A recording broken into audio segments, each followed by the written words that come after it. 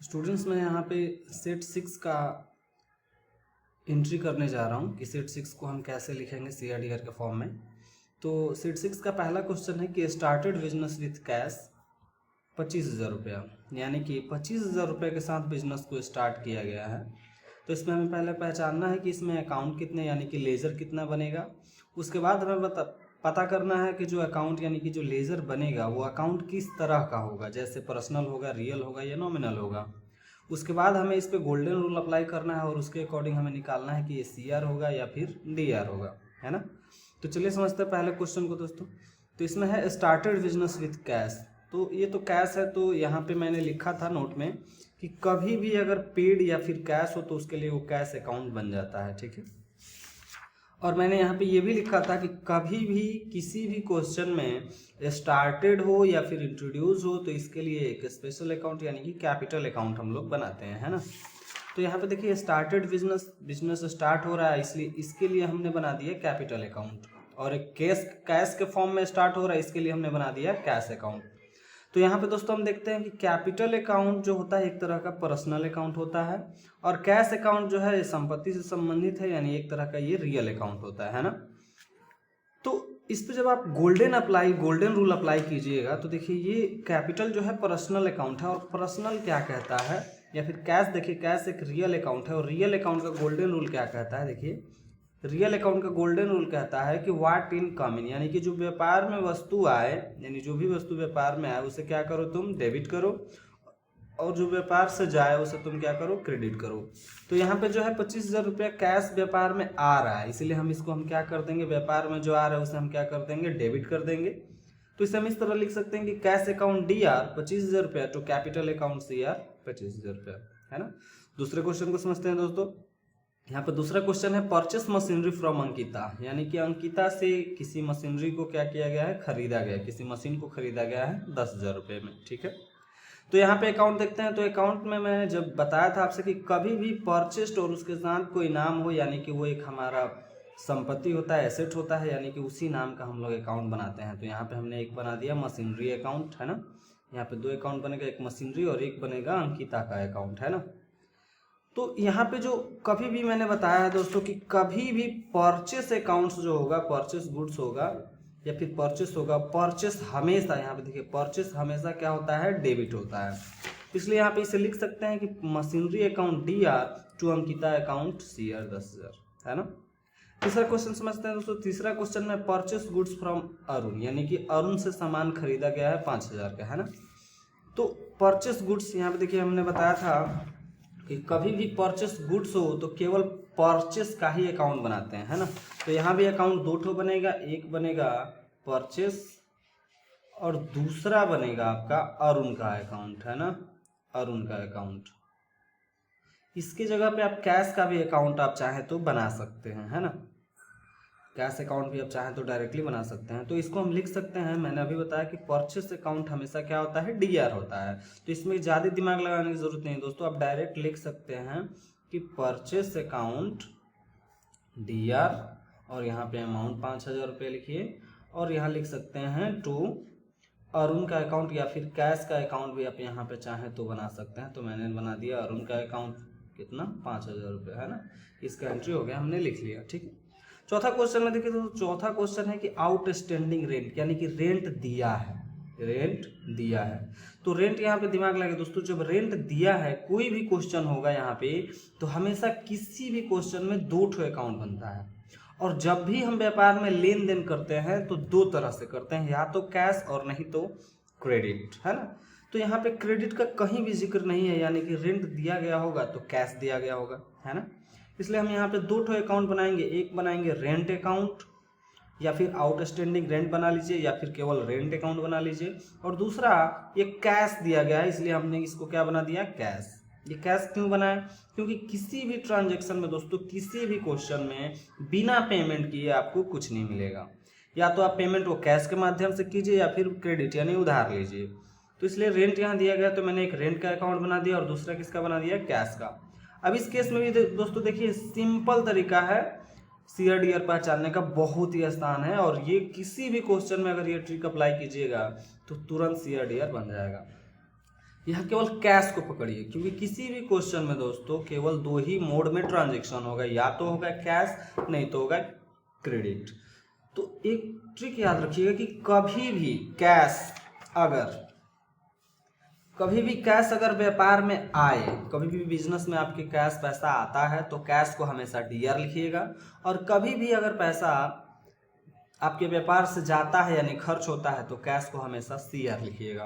तो इस क्वेश्चन में देखिए रेंट दिया गया है, तो जब दिया गया है यानी कैश पेमेंट हुआ है, कैश दिया गया है, तो कैश जो है आपके बिजनेस से गया है, इसीलिए कैश यहाँ पे क्या हो जाएगा, सीआर हो जाएगा, और रेंट आपका डीआर हो जाएगा। इसे हम फाइनली लिख सकते हैं इस तरह कि रेंट अकाउंट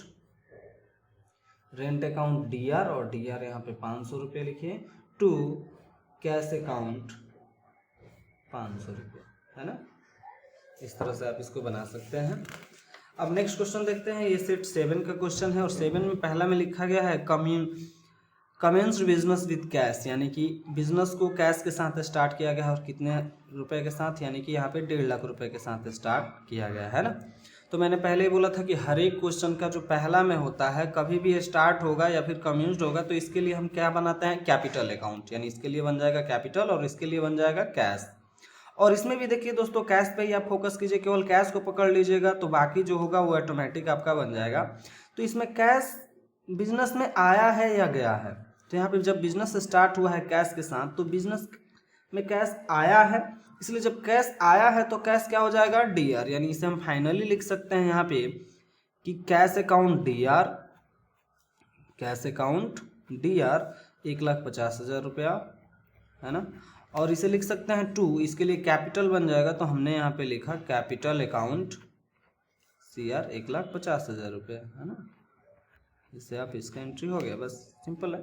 यहाँ पे देखिए सेकंड क्वेश्चन में लिखा गया परचेस मशीनरी ऑन क्रेडिट। देखिए जब भी अगर आपको बाकी ट्रांजैक्शन यानी क्रेडिट ट्रांजैक्शन हुआ होगा तो वो लिखेगा कि हाँ ये ट्रांजैक्शन क्रेडिट हुआ है, अगर क्रेडिट नहीं है तो आप समझिएगा कि वो कैश हुआ है, और उसके लिए हमेशा कैश अकाउंट बना दीजिएगा, है ना। तो यहाँ पे परचेस मशीनरी खरीदा गया, यानी अकाउंट दो ठो बनेगा, कौन सा, परचेस का नहीं बल्कि किसका बनेगा, मशीनरी का बनेगा, और एक कौन सा बन जाएगा, क्रेडिटर बन जाएगा। तो मैं यहाँ पे बनाता हूँ एक आपका मशीनरी का अकाउंट, एक मैं बनाता हूँ मशीनरी अकाउंट, है ना, और दूसरा मैं बनाता हूँ क्रेडिटर का अकाउंट। अब इसमें भी देखिए क्या हुआ है, मशीनरी मैंने पहले कहा है कि जो भी परचेस होगा वो क्या होगा, डीआर होगा, यानी कि आप इसे फाइनली लिख सकते हैं कि मशीनरी अकाउंट डीआर, और यहाँ पे हो जाएगा 40,000 रुपया, to creditor account CR, creditor account यहाँ पे 40,000 रुपये, है ना। बहुत ही आसान है दोस्तों बनाना इसको। यहाँ पे तीसरा क्वेश्चन देखिए दोस्तों क्या कह रहा है, परचेस गुड्स फॉर कैश, यानी कि सामान खरीदा गया। यहाँ पे देखिए परचेस गुड्स है, तो मैंने नोट्स में पहले लिखवा दिया था कि अगर परचेस गुड्स हो तो हमेशा किसका अकाउंट बनाते हैं, परचेस का। यहाँ पे देखिए परचेस मशीनरी था इसीलिए मैंने मशीनरी का बनाया था। अगर परचेस गुड्स हो, किसी वस्तु का नाम ना हो, तो हम लोग हमेशा परचेस अकाउंट बनाते हैं। और परचेस क्या होता है, हमेशा परचेस हमेशा डीआर होता है। तो इसे आप डायरेक्टली बना सकते हैं कि परचेस अकाउंट डीआर, और कितना रुपया, 20,000 रुपया, तो हमने 20,000 लिख दिया, टू कैश ट्रांजेक्शन हुआ तो हमने यहाँ पे लिख देता हूँ मैं कैश अकाउंट 20,000 रुपया। Got it, clear. तो बहुत आसान है ये सारे क्वेश्चंस को सॉल्व करना। यहाँ पे देखिए purchase car for personal use, यानी कि कार खरीदा गया है और वो भी पर्सनल यूज के लिए खरीदा गया है। तो यहाँ पे आप क्या बना दीजिएगा, परचेस कार का अकाउंट। नहीं दोस्तों, यहाँ पे कार का अकाउंट नहीं बनेगा। क्यों नहीं बनेगा, क्योंकि मैंने पीछे थ्योरी में आपको बताया था कि कभी भी ऑनर यानी कभी भी किसी बिजनेस का मालिक अगर पर्सनल खर्च के लिए पैसे ले तो उसके लिए ड्राइंग अकाउंट बनता है। यानी कि ड्राइंग मैंने आहरण में आपको बताया था ड्राइंग, कि कभी भी व्यापार में यदि मालिक अपने निजी खर्च के लिए अगर पैसा ले रहा है तो उसके लिए वो ड्राइंग में जाता है, यानी कि ड्राइंग का अकाउंट बनता है, एक ड्राइंग अकाउंट, है ना। तो यहाँ पे हम एक ड्राइंग अकाउंट बना देंगे, ना ही कार का बनाएंगे और ना ही परचेस का, ठीक है। तो यहाँ पे हम बनाते हैं एक ड्राइंग अकाउंट। और दूसरा, ये जो कार लिया है वो या तो कैश लिया होगा नहीं तो क्रेडिट। तो इस क्वेश्चन में कहीं भी क्रेडिट नहीं लिखा है, यानी कि ये जो है कैश लिया गया है। यानी कि 2 अकाउंट बनेगा, एक ठो ड्राइंग, तो हम बनाते हैं एक ठो ड्राइंग अकाउंट, और दूसरा बनेगा दोस्तों कैश अकाउंट, तो हम एक बना देते हैं कैश अकाउंट। अब इस केस में देखिए दोस्तों कि आपके व्यापार में कैश आया है या गया है। तो जब कार खरीदा है तो कैश आपके मान लीजिए पेमेंट किया होगा ना, तो यानी कैश गया है। तो मैंने बताया था कि कैश कभी भी जाए तो कैश क्या होगा, CR होगा, और कैश कभी भी आए तो कैश क्या होगा, DR होगा। यानी यहाँ हम फाइनली लिख सकते हैं ड्राइंग अकाउंट DR, और कितना 80,000, तो 80,000 हम यहाँ लिख देते हैं। और यहाँ पे टू कैश अकाउंट क्या हो जाएगा, CR। क्यों होगा, समझाया दोस्तों, क्योंकि जब कार खरीदेगा तो कैश देगा, तो बिजनेस तो पैसा खर्च हो रहा है, तो खर्च होगा तो कैश क्या हो जाएगा, CR हो जाएगा। तो मैं यहाँ पे लिख दूंगा 80,000 रुपये। ठीक है, क्लियर है। यहाँ पे देखिए नेक्स्ट क्वेश्चन यानी 5 नंबर क्वेश्चन कह रहा है कि paid to creditor in full statement, यानी कि जो बाकी लिया था, यहाँ पे एक क्वेश्चन में देखिए ये बाकी लिया था 40,000 रुपया, इसको यानी कि जो क्रेडिटर था उसको चुका दिया। तो यहाँ पे 2 बनेगा, एक तो बनेगा क्रेडिटर का क्योंकि उसी को दे रहा है, दूसरा यहाँ पे कहीं भी क्रेडिट नहीं है, यानी कि यहाँ बाकी नहीं दे रहा है, चुका रहा है, यानी कि कैश दे रहा है। इसलिए हम यहाँ पे 2 अकाउंट बनाएंगे, एक क्रेडिटर का और दूसरा कैश का। अब इस क्वेश्चन में भी देखिए तो कैश जा रहा है दोस्तों, क्योंकि पेड टू क्रेडिटर यानी क्रेडिटर को दे रहा है, यानी कैश जा रहा है, तो कैश क्या होगा, CR होगा।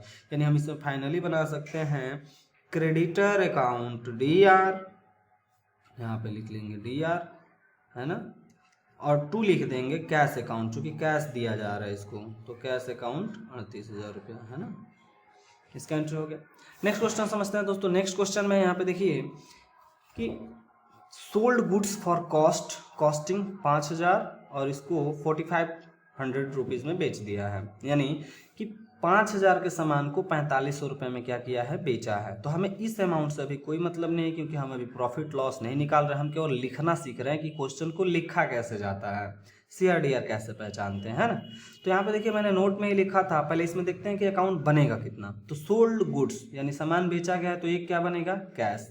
और यहाँ पे जब सामान बेचा गया तो इसमें क्रेडिट कहीं भी नहीं, यानी कि कैश बेचा गया है, यानी कि एक बनेगा सेल का अकाउंट और दूसरा बनेगा कैश का अकाउंट। तो यहाँ पे सेल का अकाउंट हमेशा मैंने लिखा है, यहाँ पे नोट में मैंने आपको देखिए मैं दिखा रहा हूँ, मैंने लिखा है कभी भी परचेस होता है वो क्या होता है, DR, और कभी भी सेल होता है तो सेल क्या होता है, CR, है ना। तो यानी हम यहाँ पे एक बनाएंगे सेल का अकाउंट और दूसरा बनाएंगे कैश का अकाउंट। और कैश क्या होगा इस समय, DR होगा। क्यों, क्योंकि कैश बिजनेस में आ रहा है, जब सामान बेचा जाएगा तो कंपनी में पैसा आएगा, है ना, यानी कि कैश आएगा, तो कैश आएगा तो क्या हो जाएगा, DR। यानी हम इसे फाइनली लिख सकते हैं इस तरह से कैश अकाउंट DR, और यहाँ पे 45,000 रुपये हो जाएगा, 4,500 रुपये हो जाएगा, और 2 क्या हो जाएगा, सेल अकाउंट। हाँ, तो यहाँ पे हम लिख देंगे सेल अकाउंट 4,500 रुपये। क्लियर है। नेक्स्ट क्वेश्चन कह रहा है पेड रेंट, यानी कि रेंट दिया है। तो रेंट दिया है, पेड के लिए मैंने क्या कहा था कि पेड के लिए कैश बनाइए, और रेंट दिया है तो एक रेंट का अकाउंट बन जाएगा। और इस कंडीशन में भी, इस क्वेश्चन में भी देखिए तो कैश दिया जा रहा है, यानी कंपनी से जा रहा है, तो कैश क्या होगा, ऑफ कोर्स कैश CR हो जाएगा, है ना। तो हम यहाँ पे लिख देंगे डायरेक्ट, हम लिख देंगे रेंट अकाउंट DR, और 1,000 है तो हम इसमें 1,000 लिखते हैं, और 2 में क्या लिख देंगे हम यहाँ पे कैश अकाउंट CR, है ना, और यहाँ पे 1,000 रुपये, है ना। अब देखिए यहाँ पे है नेक्स्ट क्वेश्चन में, 8 नंबर क्वेश्चन में कमीशन रिसीव्ड इन एडवांस, यानी कि कुछ कमीशन उसको मिला है, कंपनी में कुछ कमीशन आया है। तो यहाँ पे 2 अकाउंट बना दीजिए। देखिए इसमें भी ना ही क्रेडिट ना ही कैश, इसका मतलब एक अकाउंट किसका बनेगा, कैश का, ये तो तय है, ठीक है। दूसरा देखिए, आप चाहे कमीशन का बना दीजिए या कमीशन रिसीव्ड, दोनों का बना सकते हैं। तो मैं बनाता हूँ कमीशन रिसीव्ड, कमीशन रिसीव्ड को मैं बना देता हूँ, है ना, और दूसरा मैं बना देता हूँ कैश। अब इस केस में आप देखिए कैश आया है या गया है, तो कमीशन रिसीव्ड यानी कैश आया है, तो जब आया है तो क्या होगा, DR या CR, DR होगा। तो हम इसे फाइनली लिख सकते हैं कैश अकाउंट DR, कितना रुपया आया है इसमें, 2,000 रुपये, तो हमने 2,000 लिखा, और 2 में हम क्या लिख देंगे, कमीशन, है ना, कमीशन रिसीव्ड, अकाउंट 2000 है ना।